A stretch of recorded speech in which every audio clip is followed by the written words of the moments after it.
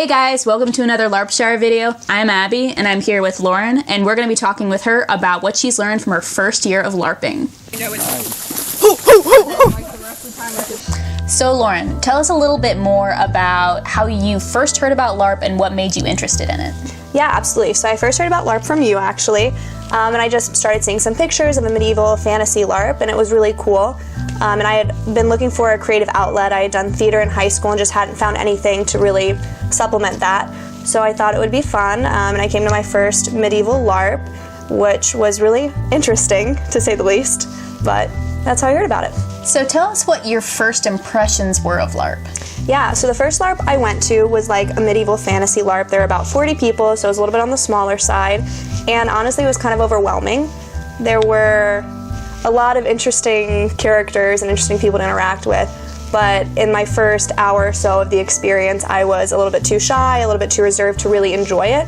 So after I kind of stepped away for a few minutes and collected myself and I came back, I had a really good experience. The people at this LARP were really open to interacting with me even though I was new, and they were very forgiving if, I slipped out of character or couldn't remember names or made any of these LARP faux pas.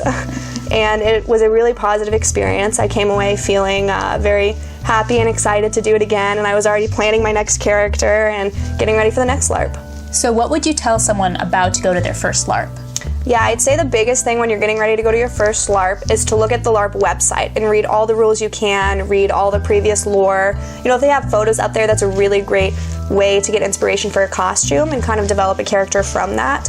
That's a big thing that I think everybody should do before they attend any LARP, whether it's their first time or they've been going for a while. I think don't spend too much money on your first costume. Try Goodwill. It can, work wonders for you. I would also say that if you get overwhelmed or kind of intimidated at any point, just completely remove yourself from the role-playing area. Take, 5-10 minutes, break character, get a drink, take a break, and then go back into character, because it's really hard to switch in and out of character once you're in character. So once you're there and you're in character, just try and stay in it as best you can. But I always encourage you that even if you don't have a great first LARP experience, to give it another shot, because it can be a lot your first time and it can be very intimidating, and I just think that the more you do it, the better it gets and the better characters you can develop and the more fun you can have role playing, and you can build relationships with people in game, and that's really where the enjoyment comes from. So how is what you experienced in your first LARP able to inform how you went into your second LARP? So I think something that I did at my first LARP was I really developed a character backstory, and I spent a lot of time saying, okay, this is what happened to my character's parents and this is what happened to my character before she came into town. But what I didn't spend time doing was saying how would my character interact with others. So for my next LARP, I spent more time thinking about my character's personality and how interacting with my character would be fun for other players. So for the next LARP and for LARPs going forward, I've always spent more time thinking about what would my character do in this situation and what would my character do in that situation, instead of, what's happened to my character. And while both are very important, I think it can be more beneficial to the role playing to focus on your character's personality rather than their backstory. So what are some nuggets of wisdom that you've gleaned from more seasoned LARPers that you've interacted with this year? So some of my friends who have been doing this a while taught me about playing to lift, or sacrificing your personal win for the fun of others. And that goes along with, just asking a lot of questions to a lot of different people and being as involved as you can. It also helps a lot to play a more outspoken character. Although it might seem cool to play the brooding and mysterious stranger who doesn't talk to anybody, it's going to be a lot more fun for you and others if you play an outspoken character who really wants to interact and wants to be there. So what are some of your fondest LARP memories from the past year? Well, I don't really enjoy the combat aspects of LARP, so most of my favorite moments have been more of the spontaneous role-playing that you get to do.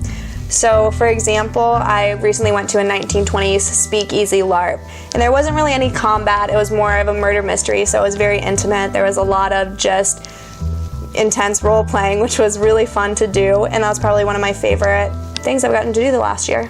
So coming into the hobby, were there any misconceptions you had before you started? Yeah, absolutely. I mean, I'd heard a lot from other people who were coming into the hobby about, gatekeeping, that you wouldn't get to interact or be a part of it because your costume wasn't a certain level, or you didn't have the right kind of swords or equipment, or you didn't spend thousands of dollars on your costumes. And in my experience, that absolutely was not the case.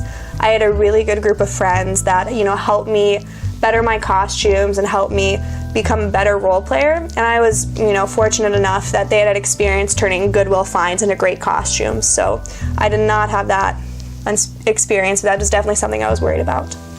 So looking back on the past year of LARPing, if you could go back and talk to yourself a year ago, what would you say? Yeah, don't wear that bedsheet as a cloak. That wasn't a good look. I would tell myself to talk to as many people as possible. I mean, everybody has something to contribute to the story, so just to interact with everybody. And I would also tell myself to not be so shy. Everyone there wants to interact and wants to participate, so don't worry that you're going to be, bothering that person if you talk to them. That might just be the character they're putting on. All right, it's been great talking to you and hearing your insights. Do you have any final thoughts or observations? I would just encourage anyone who's thinking about LARP to give it a try. It's a really great experience and a really great creative outlet. It's got a little bit of something for everybody. It's not all combat, so you'll definitely have plenty of role-playing opportunities. I had a really good first year in LARP, and I would encourage you to give it a try as well. Alright guys, that's it for this video. I hope whether you're a new LARPer or someone who's seasoned, you were able to learn something from it. If you like this video, don't forget to like and subscribe, and don't forget to follow us on Instagram at LARPshire. Thank you guys for watching.